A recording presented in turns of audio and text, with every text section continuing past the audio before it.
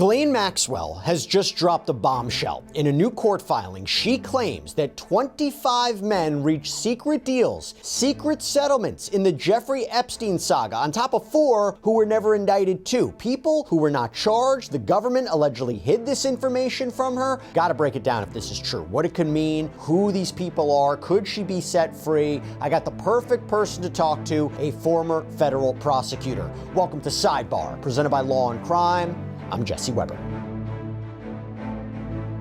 Look, before we get into this, as we're about to talk about the Ghislaine Maxwell story, staying on top of the news today is so important. The problem is, with all the media bias these days, who knows what to believe? That is why I want to introduce you to our sponsor, Straight Arrow News. Okay, so Straight Arrow News is a personalized news platform that gives readers fact-based journalism to inform and build trust. Their Media Mist tool, it shows readers headlines that are not seen on mainstream outlets and provides useful commentary that cuts through all of that sensational spin. Their site, their app, it also points out all the bias with a media landscape tool to group sources by political leaning, so you have full transparency. If you are ready for a better way to get the news, then go to san.com/sidebar or just click the link in my description. This is Straight Arrow News. Skip the drama, get the facts. Welcome back to trustworthy journalism.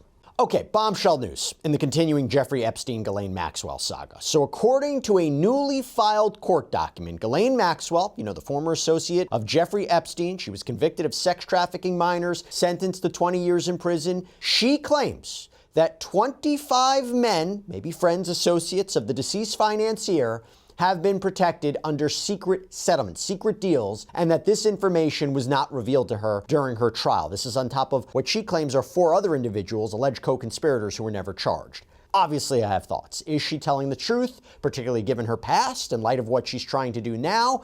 If this is true, number one, wow. And who are these people? What is a secret settlement? Can we ever find out? Can the public ever find out? So I'm made of questions. I'm bringing on an expert right now to tackle all of this. I'm bringing on right now former federal prosecutor, criminal defense attorney, Gene Rossi. Gene, thank you so much for taking the time. Really, really appreciate it. Okay. Before I get into any of these alleged people who made secret deals, first, just to provide context, just so our audience understands, this is a part of Ghislaine Maxwell's habeas corpus petition, okay? Now, we know that the Supreme Court previously denied even hearing her appeal of her conviction. So for anybody who doesn't know, just generally speaking, Gene, what is a habeas corpus petition and what can a court do with it? That's a great question.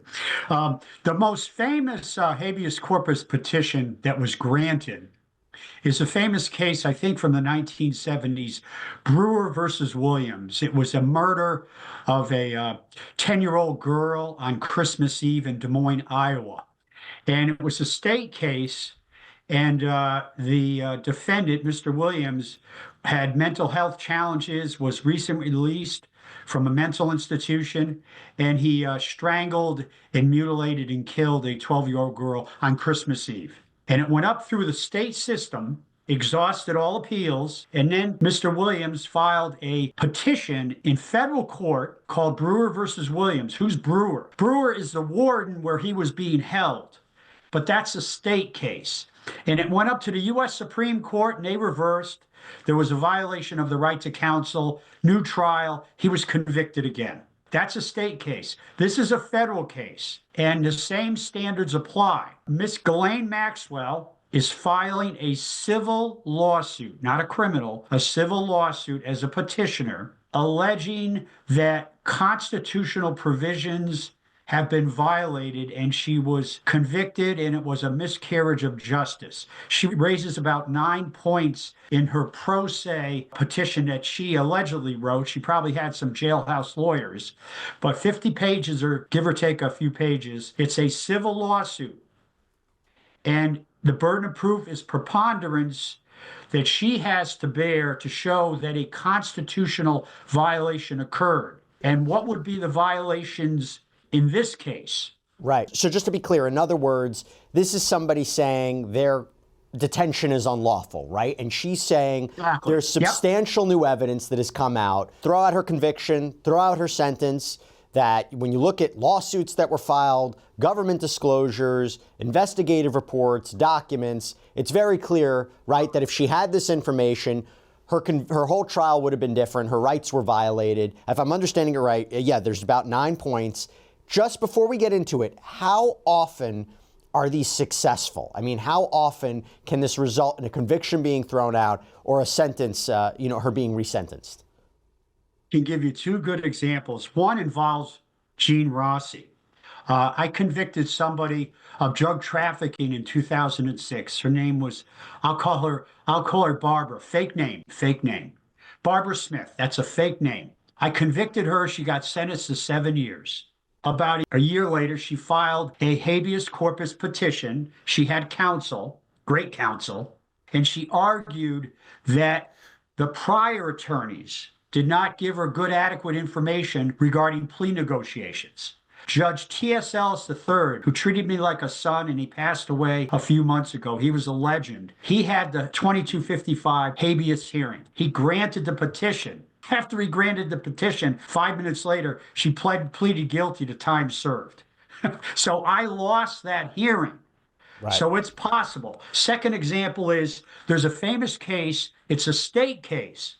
It's Virginia, Commonwealth of Virginia versus Justin Wolf. He was sentenced to death for drug trafficking and allegedly hiring somebody to kill a customer. It went up through the system, and the Virginia Court of Appeals and the Supreme Court reversed the conviction. It's now being appealed to the U.S. Supreme Court, habeas petition, and that's all I'm going to say about it. Okay. Because I'm assisting in that case.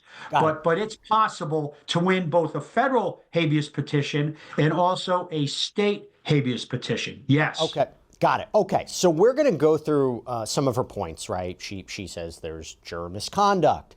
The government misrepresented evidence. She brings up Epstein's non-prosecution agreement, back in the day, the one that he signed to get him away from being charged federally, because she has always argued that she was covered under that she was granted immunity. Maybe we'll get to that. But we got to start with this bombshell, okay? So this is the language directly from the filing. I'm going to read specifically from certain parts about these co-conspirators, these secret agreements, okay? Like this, quote, "The secret settlements with the 25 men were hidden from the petitioner," meaning Ghislaine Maxwell. "That information would have changed the outcome of the trial, and petitioner would have certainly called the men as witnesses. The degree of contamination and collusion between witnesses, combined with withholding of Brady material by the government — Brady material is evidence that helps the defendant, needs to be turned over — quote, "that would call into question the credibility of every complainant that interfaced with plaintiff's lawyers, all of them would have changed the outcome of the trial." And remember, there was always a lot of litigation with respect to Epstein and Maxwell that was in the background of the criminal case. So that argument that information was withheld from her and her team is very significant. And then you have this argument of selective prosecution, right? That she is being singled out, that other people could have been charged, but why is she the only one being charged like this? Is it an unfair prosecution? Quote, "A defendant moving to dismiss for selective prosecution bears the heavy burden of establishing at least prima facie that while others similarly situated have not generally been proceeded or prosecuted against because of conduct of the type forming the basis of the charge against him, this person has been singled out for prosecution." That's one thing you have to show. "And that the government has a discriminatory selection of the defendant for prosecution." And so here she says, quote, "None of the 4 named co-conspirators or the 25 men with secret settlements were indicted." And then there's this, how former Attorney General Bill Barr, okay, quote, "admitted that post-Epstein's death, they were looking for someone to indict for trafficking. The petitioner was not named in Epstein's first or second indictment. 4 other women were named as co-conspirators, but none of the 4 were ever charged.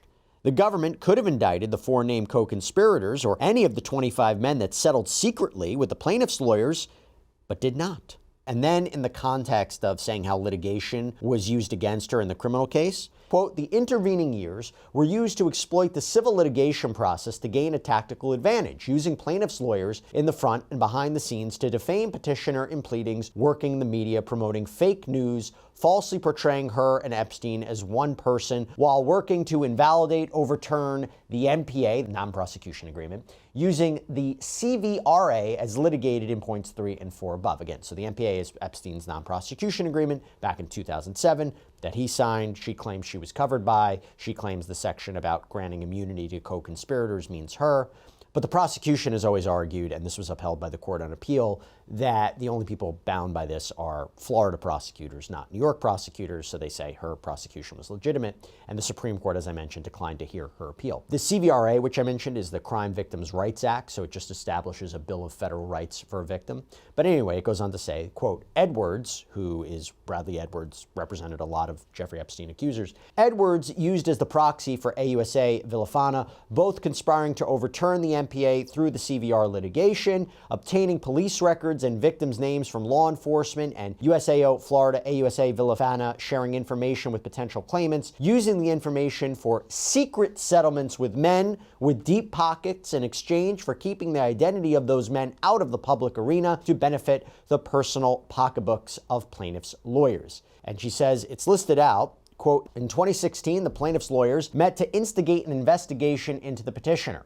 The plaintiff's lawyers representing the complainants had approached SDNY in 2016 in an effort to promote and instigate a criminal prosecution because the SDFL was not happy with the NPA, and the plaintiff's lawyers wanted to assist the CVR case for financial motives. There were 4 employee co-conspirators that were not indicted, but named in NPA and referenced in the Jeffrey Epstein indictment. New evidence reveals that there were 25 men with which the plaintiff's lawyers reached secret settlements that could equally be considered as co-conspirators.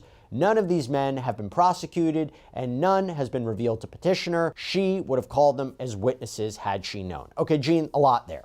But basically the argument is, there were these secret settlements. There's other people that could have been indicted. She's the only one that was indicted. And she didn't even know about these alleged secret settlements in the civil context, right? Because there was a lot of litigation regarding Jeffrey Epstein and Ghislaine Maxwell. Your thoughts? There's a famous case called Kyle v. Whitley. It was decided April 19th, 1995, the same day, ironically, as the Oklahoma City bombing. I remember that case very well. And what the Supreme Court said, it talked about the difference between Brady information and what they call Giglio information, Giglio. Brady information is information that raises a reasonable probability, not beyond a reasonable doubt, not even beyond preponderance, a reasonable probability that had that information been provided to the defendant, the outcome of the proceeding, the sentencing, the verdict would have been different. What I hear from you and what I hear from the reporting is of those 25 or so settlements, there's a reasonable probability that had it been disclosed to Maxwell's trial team, they could have investigated and gotten information as to why they were not charged, what benefits they got, and more important, whether it would help her argument of selective prosecution. And I would add this. It also could possibly help an argument for vindictive prosecution, where the prosecutors want to focus just on her. Vindictive and selective are kind of like cousins, right, and they both are bad. They are hard to prove, but this is evidence that could cause a reasonable probability that it could help her and cause a change in the verdict or the decision of the court to sentence her to 20 years. So all I can say is this. This is a hot mess, and if there's a hearing on her petition, and there likely will be, you can guarantee that prosecutors may be called, either in the Southern District or in the Florida U.S. Attorney's Office, Miami. The lead prosecutor in Miami, who I understand wrote a 50-page draft indictment before Epstein got his sweetheart deal at the state level, she may be called. The agents may be called. This is a hot mess. Right. I have to ask you, though, and we'll talk, I mean, you kind of mentioned this might be something that could go to her favor, but I'm confused. We have heard from the government say before that there was no Jeffrey Epstein list, right? That there was no co-conspirators, collaborators, other people to charge. Is it possible she's telling the truth? Is it possible she's accurate? If you have people who entered into settlements, arguably they could have been brought up on criminal charges. I mean, unless I'm looking at this completely wrong. So is this something that the federal government, and I'll talk about with their latest filing too, is this something the federal government didn't know about? Is it true maybe these people did enter into settlements, but they couldn't be brought up on a crime? Because I'm wondering, there's always a question of whether Maxwell's credible or not. So you tell me what's going on here. Jesse, I would be shocked if the prosecutors, either in Florida or SDNY, New York, did not have some inkling, if not actual knowledge, that these settlements were happening. And it's not prohibited for criminal prosecutors to gather information from civil attorneys who are parallel working to get the same goal. All right. They were trying to get a settlement of their clients, these 25 guys, if you will. And I can't believe that the federal prosecutors were clueless that those negotiations were happening and when they did happen. The key issue for me is the prosecutors have to argue that there was nothing in those settlements, nothing regarding the settlements of these 25 alleged defendants or alleged men. There was nothing in there that could possibly have helped her in her criminal case. It goes back to that test. There's nothing that would raise a reasonable probability that if she had this information, the outcome, the guilty verdicts, would have been different. That's their argument. The government has to make that argument or they're going to lose. So people listening to this video, their main question is, okay, who are these people? Are we ever going to have that publicized? Now, the reason I'm going to ask you that, this is what I have to say. So put it into context. We could also talk about whether Maxwell's credible. I mean, she met with Deputy AG Todd Blanche over the summer. She's set to be deposed by the House Oversight Committee February 9th, even though her attorneys indicate she plans to plead the 5th, invoke her right against self-incrimination. By the way, her attorney, David Marcus, recently indicated that her testifying could jeopardize this habeas petition, which we're talking about. But this is what I want to ask you, whether or not this will ever become public, whether or not we would ever see who these 25 people are. Because let's not forget what's happening right now. Congress passed the Epstein Files Transparency Act. It's forcing the DOJ to hand over everything in their possession related to Epstein. They had 30 days to do it. They reportedly have only turned over maybe a small percentage of the files, or at least a small percentage have been made public. And this is interesting because the DOJ filed this, I think just the other day, with two judges from the Southern District of New York, federal court. And I'm going to read you a portion of the letter. Again, keep in mind whether or not these 25 men, whether or not these settlements, these unidentified individuals, will we ever know who they are? So it says this. The department respectfully submits this letter as an update to its previous submissions to the court regarding the review and redaction of certain of the materials required to be published pursuant to the Epstein Files Transparency Act. The department continues to make substantial progress in its efforts to identify potentially responsive documents, review those documents, redact victim-identifying information and privileged information, and engage in quality control processes, and to prepare responsive documents for publication in accordance with the Act. Indeed, the department has reviewed millions of pages of materials, applying redactions as appropriate. The department continues to engage with victims and victims' counsel and apply quality control checks. These efforts include not only manual review by hundreds of department attorneys, agents, and others conducting page-by-page review of millions of pages of documents, but also electronic searches for victims' names or other identifiers to isolate documents that are particularly sensitive and require supplemental review, as well as relief from various protective orders issued in other courts. The department currently expects that it will complete this with respect to substantially all of the potentially responsive documents, including publication to the Epstein Library website, which is public, in the near term. The department is not able to provide a specific date at this time and cautions that this ongoing work, included its quality control and all this, may require additional efforts to ensure the protection of victim identifying information. It says, in addition, pursuant to the court's directive, including attorneys from the SDNY, they've taken an additional review to ensure that any production is consistent with both the letter and spirit of the court's protective order. So basically, Gene, they're saying we need more time. It's going to take a little bit, but near term. Again, from this, do you think these settlements are going to be made public? Are these individuals going to be identified if these settlements are true? If I had to bet money, I think the Attorney General, the Deputy Attorney General, and all those people below them, plus the White House, because they're working together, they're not going to disclose the identities of those 25 or so persons who had settlements, civil settlements. They may provide a general summary, but not any details. I will defend the Department of Justice here. There's a ton of documents. And when they say hundreds of prosecutors are sifting through that, prosecutors and paralegals probably, I take them at their word because it is a lot of documents. I will say this. They're not going to be as transparent as the Attorney General suggested in February, March, when she said she had the list on my desk and she's going to disclose it. It's not going to be that transparent. They're going to redact a ton of information. You're going to have a kerfuffle with the committees, oversight committees on the Hill. That's going to be a hot mess. I will say this. In Brown versus Board of Education, the Supreme Court said that the states have to move with all deliberate haste and speed. Okay, that ended up being 12 to 15 years. The near term, what is the near term? Is that this year? Is it next year? Is it 2030? I smile when I hear the phrase near term with no date. So I don't think we're going to get this anytime soon, the disclosure of these individuals. And if we do, we get at best a very rough summary of what's there. But it goes back to what I said before. If those settlements have information that could help Ghislaine Maxwell in her 2255 petition, her habeas petition, which was filed, I think, December 17th. If it does, then a judge is going to order the Department of Justice, even if the names are redacted, to just disclose the contents of those settlements and any benefit, and this is the key, any benefit that the government gave those settled civil defendants in exchange for the civil settlements. That's important because it goes back to selective prosecution, possibly vindictive, and it could have provided evidence that could have helped her in her trial.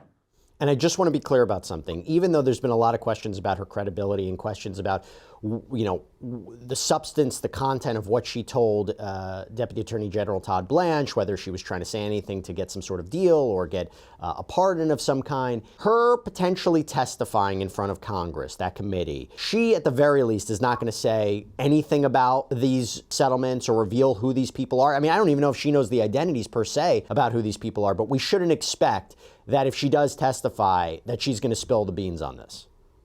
Not going to spill the beans. I would add this. The famous case of Brady versus Maryland.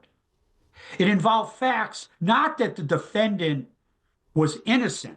What the prosecutor willfully withheld in Brady versus Maryland, I think it was a 1950s case, the conduct was, what they withheld was information that mitigated the role that Mr. Brady had in a robbery. It mitigated the role. He didn't say I'm innocent. It's just that I was a small fish in a big pond.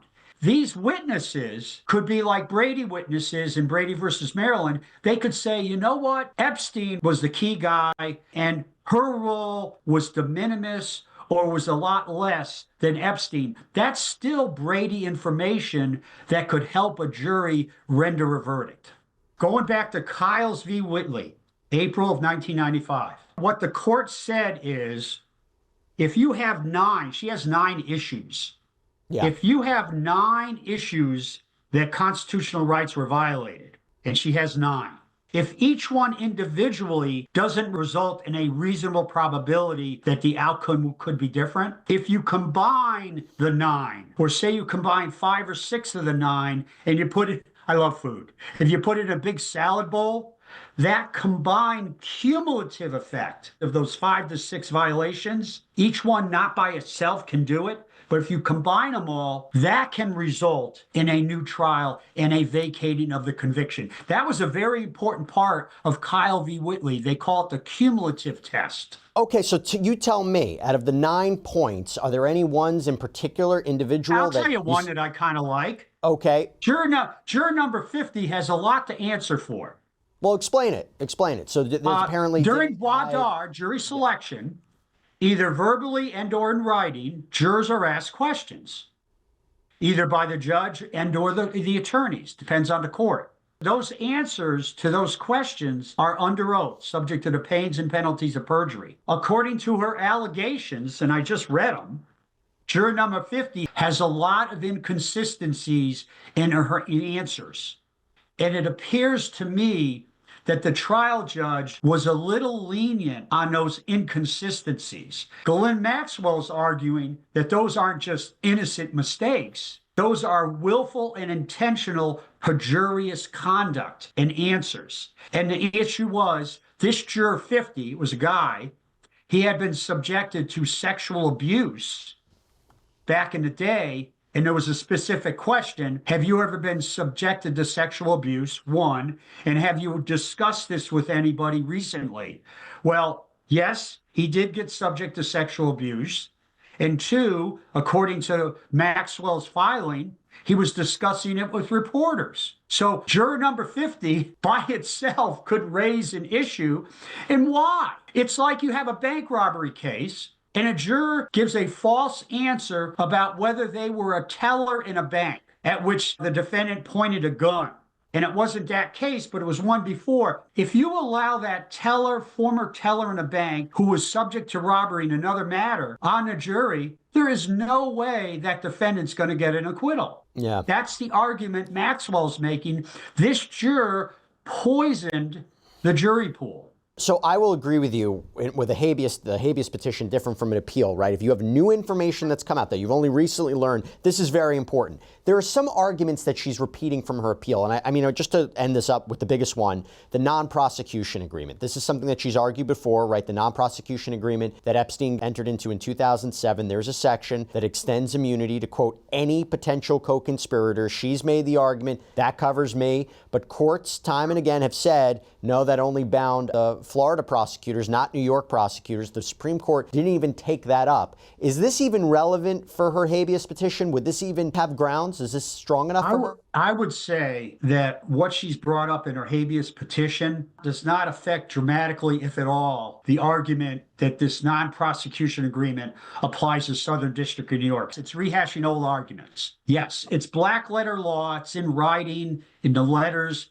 Whenever a government has a non-prosecution agreement, let's say in the Miami U.S. Attorney, it only applies to that U.S. Attorney's office. It doesn't apply to the other 93 U.S. Attorney offices. That's black letter. You could be charged with drug trafficking in EDVA and Michigan U.S. Attorney's Office in Detroit could charge money laundering based on the same facts, because they're separate sovereigns, if you will, each U.S. Attorney's Office, when it comes to non-prosecution agreements or letter immunity. Okay, well, I'll tell you what. Let's see how this shakes up. Right now, she is potentially going to testify in front of Congress, but she's sitting at FPC Bryan. It's a minimum security federal prison in Texas. She was moved there, by the way, after her meeting with Todd Blanche. But let's see what happens. Gene Rossi, thank you so much for taking the time. I appreciate it. That's a pleasure. And that's all we have for you right now here on Sidebar. Everybody, thank you so much for joining us. And as always, please subscribe on YouTube, Apple Podcasts, Spotify, wherever you should get your podcasts. We're also up on NBC's Peacock as well. You can get some Sidebar episodes there. If you want to follow me, X, Instagram. Also, you can check out my News Nation show, Jesse Weber Live, Monday through Friday, 11 p.m. Eastern. See you next time, everybody.